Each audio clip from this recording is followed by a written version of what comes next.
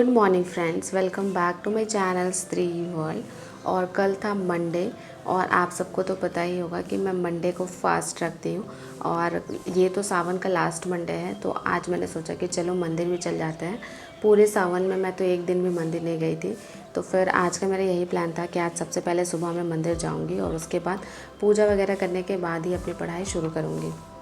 और मंदिर जाने के बाद बहुत ही ज़्यादा पीसफुल फील हुआ, क्योंकि अभी जो इतने सारे नेगेटिव न्यूज़ चल रही है ना मीडिया में कि बीएड वालों को, अब तो आपको पता चल ही गया होगा कि सुप्रीम कोर्ट ने भी एकदम फाइनल जजमेंट दे दिया है कि बीएड वाले बाहर ही हैं पीआरटी से।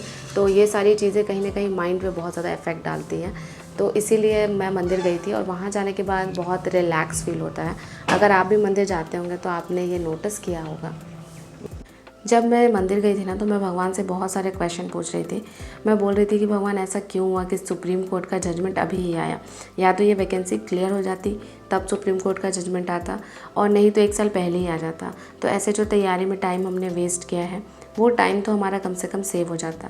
लेकिन फिर पता है, फिर मुझे अंदर से एहसास हुआ कि या तो हम इसी चीज़ में पड़े रहें और परेशान होते रहें, क्यों का आंसर ढूंढते रहें, या तो हम ये एक काम कर सकते हैं कि अभी इस साल में 4 महीने बचे हैं, इन 4 महीने में बहुत अच्छे से मेहनत कर लें, मेहनत करके अपना सारा सब्जेक्ट स्ट्रॉन्ग कर लें, ताकि नेक्स्ट ईयर कहीं ना कहीं हमारी जॉब हो सके। अदरवाइज़ कहीं ऐसा ना हो कि ये साल हमारा बस बहस करने में, नेगेटिव बोलने में निकल जाए, और जब नेक्स्ट ईयर किसी भी एग्ज़ाम की वैकेंसी आए तो उस समय फिर हमें यही फील हो कि अरे अभी तो हमारी तैयारी नहीं हुई है। हे फ्रेंड्स, सुबह के 8 बज गए हैं, आपको यहाँ दिख रहा होगा। और मैं सुबह ना मंदिर गई थी पूजा करने के लिए। आपको तो पता ही है कि मैं मंडे को उपवास रखती हूँ, तो बस इसी वजह से अभी मैं मंदिर से वापस आ गई हूँ और किचन का जो भी काम है वो मम्मी कर दे रही है, क्योंकि आज ना मम्मी जी की छुट्टी है, तो मुझे किचन के काम का कोई स्ट्रेस नहीं है। तो अभी से ही मैं अपनी पढ़ाई शुरू कर दूँगी। तो चलिए मैं अपनी पढ़ाई का फर्स्ट स्लॉट शुरू करती हूँ। और फर्स्ट स्लॉट में मैं पढ़ने वाली हूँ ज्योग्राफी। और कल की वीडियो में आपने देखा ही था कि मैं ज्योग्राफी फिर से रिवाइज कर रही थी। एक्चुअली देखिए, जब मैंने बीपीएससी टीचिंग एग्ज़ाम की तैयारी की थी तो उसमें मैंने ज्योग्राफी का नोट्स बनाया था और उस नोट्स को मैंने बहुत अच्छे से लर्न किया है। तो अभी मैं इसको एक बार रिवाइज़ कर लूँगी ना, तो फिर ये चीज़ें मैं भूलूँगी नहीं। और अगर मैं इसे छोड़ देती हूँ ऐसे ही और 10 दिन तक नहीं पढ़ूँगी तो मैं भूल जाऊँगी। तो मैं इंश्योर करती रहूँगी कि बीच बीच में जो भी मेरा नोट्स है उसको मैं 1 वीक पे या फिर 10 दिन में एक बार क्या करूँ, रिविज़न करती चलूँ। तो फिलहाल तो 2-3 दिन लगेंगे ज्योग्राफी के रिविज़न में, और उसके बाद फिर मैं हिस्ट्री का भी रिविज़न शुरू करूँगी। तो चलिए मैं अपने फर्स्ट स्टडी स्लॉट की शुरुआत करती हूँ। इसलिए मैं आपको भी कहूँगी कि अब जो टाइम है ना बहुत ज़्यादा क्रूशियल है, इस टाइम को ना वेस्ट मत कीजिए, क्योंकि मैं देख रही हूँ कि हर दिन कोई ना कोई ऐसा न्यूज़ आ जाता है और हम अपना बहुत सारा टाइम इन्हीं सब न्यूज़ को देखने में लगा देते हैं कि अरे हाँ, बीएड वर्सेस बीटीसी में क्या हुआ। देखिए, जो होना होगा ना वो एक दिन आपको पता चल ही जाएगा क्या होगा, क्योंकि अभी ना तो अतुल प्रसाद जी कंफर्म है और ना ही हमारी राज्य सरकार और ना ही एनसीटी। तो वो थोड़ा टाइम लेंगे, और टाइम लेने के बाद जब तक आपको कोई ऑफिशियल नोटिस नहीं मिल जाता है ना, तब तक आप इन सब चीज़ों पर ध्यान मत दीजिए, क्योंकि इससे क्या होगा, आप अपना टाइम किल करेंगे। और टाइम किलिंग ना सबसे ख़राब चीज़ है, क्योंकि देखिए ऑलरेडी हमने बहुत सारा टाइम वेस्ट किया है दूसरी वैकेंसीज़ पर, और ये साल भी अब देखिए ख़त्म होने को है, केवल 4 महीने बचे हैं। और इन 4 महीनों में ना हम अपना 2 सब्जेक्ट तो कम से कम ज़रूर स्ट्रॉन्ग कर सकते हैं। जैसे मैं बात कर रही हूँ, मान लीजिए मैथ्स, तो मैथ्स को हम 4 महीने में आराम से स्ट्रॉन्ग कर सकते हैं। मैथ्स और जीके आप अपने स्ट्रॉन्ग कर लीजिए। ये 2 सब्जेक्ट ऐसे हैं कि आपको हर एग्ज़ाम में पूछे ही जाएंगे, और मैथ्स और जीके पे जिसका कमांड हो गया, फिर आपका बाकी सब्जेक्ट भी जो होता है वो आपका स्ट्रॉन्ग हो जाएगा धीरे धीरे। मैं तो यही ट्रिक अपनाने वाली हूँ कि इन 4 मंथ में कम से कम 2 सब्जेक्ट को तो एकदम अच्छे से स्ट्रॉन्ग कर लूँगी, ताकि मुझे कोई टेंशन ना रहे नेक्स्ट ईयर जब भी कोई वैकेंसी आए तो। और बाकी 2 सब्जेक्ट जो बचे हैं उसको मैं नेक्स्ट ईयर जनवरी से अच्छे से कंप्लीट करना शुरू करूँगी। और जीएस के लिए मैं आपको स्पेशली कहूँगी, क्योंकि अभी बिहार टीचिंग एग्ज़ाम के टाइम में हमने जीएस बहुत ज़्यादा पढ़ा है। मुझे लगता है हर स्टूडेंट जीएस पर बहुत ज़्यादा टाइम दे रहा होगा। तो जीएस के लिए मैं आपको स्पेशली कहूँगी कि हर दिन एक सेट बनाइए, जो नोट्स है उसको रिवाइज़ कीजिए, मल्टीपल रिवीजन कीजिए, और मतलब इस पर आपका पकड़ छूटना नहीं चाहिए, क्योंकि जीएस एक ऐसी चीज़ है ना कि इसको आप पढ़ना छोड़ देंगे ना तो फिर ये दोबारा पढ़ना आपके लिए बोरिंग हो जाएगा। आपको लगेगा कि अरे यार छोड़ो, अब इसे नहीं पढ़ते हैं। तो ये सिचुएशन मेरे साथ हो चुका है, क्योंकि ना मैंने एक बार बहुत पहले जीएस पढ़ा था एकदम प्रॉपर क्लासेस लेके, लेकिन फिर मैंने ना जब एसएससी से पता चला था कि जीएस को हटा दिया सेकेंड पेपर से, तो पढ़ना मैंने उसको छोड़ दिया था। बैंकिंग में भी आपका जीएस का सेक्शन तो आता नहीं था, इस वजह से ना मैं पूरा जीएस भूल गई थी और दोबारा इंटरेस्ट जनरेट करने में मुझे बहुत ज़्यादा मेहनत लगी है। तो फाइनली मैंने फ़र्स्ट स्टडी स्लॉट कंप्लीट कर लिया है और अभी मेरी नींद आ गई थी, इस वजह से मैंने 3 घंटे में केवल 2 घंटे ही पढ़ाई करी है, क्योंकि थोड़ा टाइम उनके साथ बातचीत में मेरा चला गया था। तो बस अब मैं अपना नेक्स्ट स्टडी स्लॉट शुरू करने जा रही हूँ। नेक्स्ट स्टडी स्लॉट में मैं पढ़ रही हूँ इंग्लिश। बहुत लोग बोल रहे थे कि इस बुक की फ़ोटो दिखा दीजिए, तो इसलिए मैंने आपको ये फ़ोटो दिखा दिया है। यही बुक मैं पढ़ रही हूँ।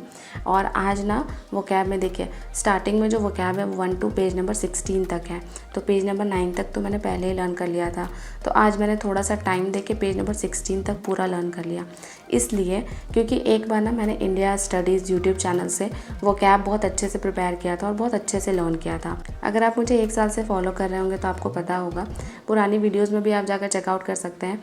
मैंने इंडिया स्टडीज़ यूट्यूब चैनल से ना पूरा एसएससी की प्रीवियस ईयर जितने भी वोकैब का क्वेश्चन थे, एंटोनिम और सिनोनिम, उनका मैंने एक प्रॉपर नोट्स बनाया था, उनको बहुत अच्छे से लर्न किया था। तो वो सारी चीज़ें अभी भी दिमाग में रिटेन थी, क्योंकि इस बुक में ना एसएससी के प्रीवियस ईयर को बेस बना के ही वोकैब दिया हुआ है। तो बहुत सारे वोकैब मुझे ऐसा लग रहा था कि मुझे आते भी हैं और लर्न करना भी इनको ईजी था। तो इसलिए ना आज मैंने पेज नंबर 16 तक लर्न करके वोकैब का जो फर्स्ट सेक्शन है वो मैंने कंप्लीट कर दिया है। इसके बाद मैंने 2 पेजेस इडियम एंड फ्रेजेस पढ़े और 2 पेजेस मैंने 1 वर्ड सब्स्टिट्यूशन पढ़े। 1 वर्ड सब्स्टिट्यूशन तो चलिए मुझे इजी भी लगता है, लेकिन इडियम एंड फ्रेजेस में एक चीज़ है, जैसे इसमें category wise idiom and phrases दिया हुआ है। जैसे अगर आपके बॉडी से रिलेटेड है, मान लीजिए आपका एक बॉडी पार्ट है आई, तो आई से जितने भी इडियम फ्रेजेस बनते हैं उनको एक जगह लिखा हुआ है, तो उसमें थोड़ा सा कन्फ्यूजन होता है, क्योंकि आप आई वाला बार बार पढ़ेंगे तो आपको लगेगा कि अरे हाँ इसमें ये आंसर था, इसमें ये आंसर था, तो उसमें थोड़ा सा आपको कॉन्शियस होकर लर्न करना पड़ेगा। अभी मैं एरर तो नहीं सॉल्व कर रही हूँ, लेकिन हाँ कल से मैं एरर पे भी ध्यान दूंगी, एरर भी सॉल्व करने वाली हूँ, क्योंकि हमेशा हमारे साथ ऐसा ही होता है कि हम एक सेक्शन को पढ़ते हैं और दूसरा सेक्शन छूट जाता है। तो वैसे नहीं होगा, क्योंकि सिर्फ वोकैब से काम नहीं चलने वाला है, हमें रीडिंग भी लगानी होगी और साथ ही साथ एरर भी सॉल्व करना होगा। तो नेक्स्ट डे से ना मैं एकदम प्रॉपरली हर सेक्शन को फॉलो करने वाली हूँ। हाँ, रीजनिंग को मैं थोड़ा सा स्किप कर रही हूँ। मैं रीजनिंग नेक्स्ट ईयर से पढ़ूँगी या फिर अभी केवल प्रीवियस ईयर ही सॉल्व करूँगी, उससे ज़्यादा सॉल्व नहीं करूँगी। इसके बाद ना मैं नीचे आ गई थी थोड़ा सा टाइम पास करने के लिए, क्योंकि ना मुझे अच्छा सच में फ़ील नहीं हो रहा था अंदर से, थोड़ी सी तबीयत ख़राब लग रही थी। और ये जो आपको दिख रहा है ना तोता, ये एक्चुअली मेरी फुआ के हैं, वो कहीं पर घूमने गई हैं, तो हमारे घर ना इसे छोड़ कर गई हैं। और आपको पता है जब मैं इनके साथ खेल रही थी ना, तो एक तोते ने मुझे काट लिया और इतना मुझे गुस्सा आया ना, मैं आपको क्या बताऊँ। फिर मुझे लग रहा था कि मैं इनसे बदला लूँ, मैं भी इनको डराऊँ, पर फिर मैंने इन पर दया करके इनको छोड़ दिया।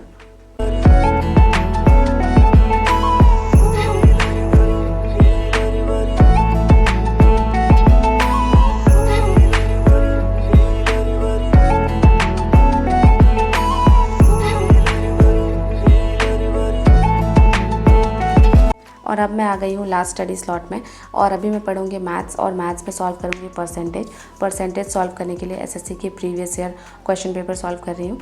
और आज ना मुझे ज्योमेट्री पढ़ने का बिल्कुल मन नहीं था, क्योंकि कुछ दिनों से ज्योमेट्री पढ़ के दिमाग का दही हो गया था, और आज मुझे लग रहा था कि मैं कुछ अलग पढ़ूँ, तो इसलिए मैंने अर्थमेटिक चूज़ किया। और ऐसा भी है कि अगर मैं केवल एडवांस पढ़ते रह जाऊँगी तो अर्थमेटिक में जो मेरा कॉन्फिडेंस है ना कि मेरे से क्वेश्चन बन जाते हैं, वो मेरा ख़त्म हो जाएगा फिर। तो बस इसीलिए आज परसेंटेज सॉल्व करना शुरू किया है, और जब भी मैं अर्थमेटिक पढ़ना शुरू करती हूँ तो परसेंटेज से ही स्टार्ट करती हूँ। और मैं आपको एक ट्रिक बताती हूँ, अगर आपको अपना मैथ स्ट्रॉन्ग करना है तो आप कोई भी चैप्टर पढ़ते हैं, जैसे मान लीजिए आप परसेंटेज पढ़ रहे हैं, तो परसेंटेज पढ़ने के बाद बहुत ज़्यादा ज़रूरी है कि आप उसके क्वेश्चन सॉल्व करें, चाहे वो क्वेश्चन इजी हो, मॉडरेट हो, टफ हो, आपको तीनों लेवल के क्वेश्चन सॉल्व करना है।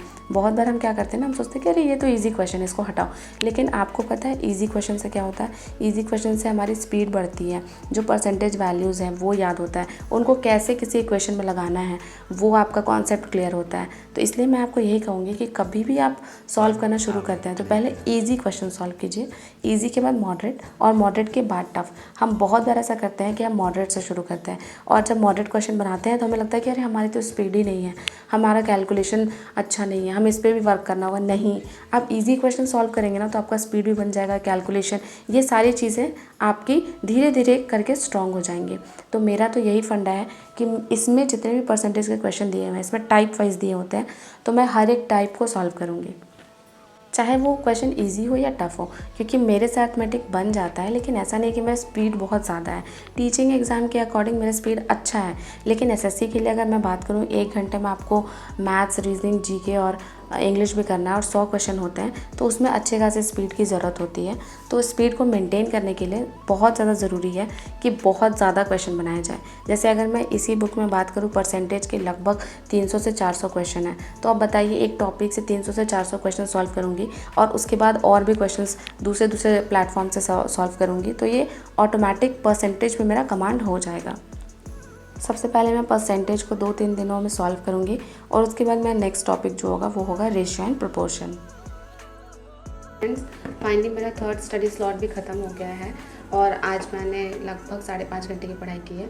और अभी ना मैं इस बुक से अर्थमेटिक सॉल्व करी थी। ये है किरण पब्लिकेशन की प्रीवियस ईयर की बुक। ये कोई प्रमोशनल वीडियो नहीं है। इसमें मतलब 1999 से जितने क्वेश्चंस दिए गए आए हैं एसएससी में, उन सारे क्वेश्चंस का कंपाइलेशन है। ये बुक थोड़ी पुरानी है, अब इसका न्यू एडिशन तो मुझे लगता है उसमें और क्वेश्चंस हो गए ज़्यादा ऐड किए हुए। तो आज ना मैं परसेंटेज का टाइप 1 बना रही थी। तो टाइप 1 में टोटल 76 क्वेश्चंस थे और टाइप 1 अगर आप परसेंटेज से बनाएंगे तो आपको लगेगा कि बहुत ही ज़्यादा ईजी क्वेश्चंस हैं। बट हाँ, मैंने हर क्वेश्चन मुझसे बहुत जल्दी बन जा रहा था, पर फिर भी मैंने सारे क्वेश्चन को सॉल्व किया। एक क्वेश्चन भी मैंने स्किप नहीं किया। वो इसलिए क्योंकि जब हम इजी क्वेश्चंस बनाते हैं ना, तो हमारा जो परसेंटेज वैल्यू है वो हमें लर्न हो जाता है, साथ ही साथ हमारा स्पीड जो है वो बढ़ता है। तो इसीलिए मैंने, जैसे कुछ क्वेश्चन ऐसे थे कि 36 मिनट जो है वो 1 घंटे का कितना परसेंट होगा, तो फिर भी मैं उसको निकाल रही थी, वही परसेंटेज सॉल्व कर रही थी। कुछ क्वेश्चन था कि 7.2 ग्राम जो है वो 1 किलोग्राम का कितना परसेंट होगा, तो उसको भी मैं सॉल्व कर रही थी। क्योंकि जब हम ज़्यादा कैलकुलेशन सॉल्व करते हैं तो हमारी स्पीड बढ़ती है। तो इसीलिए मैंने लगभग 76 क्वेश्चन तो सारे मैंने सॉल्व किए, एक भी मैंने स्किप नहीं किया है। और अभी मुझे मतलब परसेंटेज सॉल्व करने में मज़ा भी आ रहा था और भी ज़्यादा बनाने का मन था। पर आज ना मेरी एनर्जी बहुत ज़्यादा लो है क्योंकि अंदर से मुझे थोड़ी थोड़ी सर्दी हो रही है और साथ ही साथ आज मैंने फास्ट ऑब्जर्व किया है, तो इस वजह से अब मैं और नहीं पढ़ूंगी। तो बस आज मैंने टोटल 5.5 घंटे की ही पढ़ाई की है और अभी मैं जाऊंगी किचन में, अपने लिए चाय बनाऊंगी, तभी मुझे थोड़ा एनर्जाइज फील होगा। तो चलिए मिलती हूँ आपसे। तो फाइनली मेरा चाय बन के तैयार हो गया है और अभी मैं और मम्मी हम दोनों चाय पी रहे थे। पर मम्मी कह रही थी ना कि मुझे वीडियो में मत लाओ, तो इसीलिए उनके फेस पर हमने ऐसा स्टिकर लगा दिया है। तो बस आज की वीडियो को मैं यहीं पर ख़त्म करती हूँ। अगर आपको मेरा ये ब्लॉग अच्छा लगा हो तो लाइक कर दीजिए, चैनल पर नए हैं तो सब्सक्राइब कर दीजिए। इसी तरह के वीडियोस के साथ आपसे मिलती रहूँगी, आपकी लाइफ में पॉजिटिविटी ऐड करती रहूँगी। मिलते हैं नेक्स्ट वीडियो में।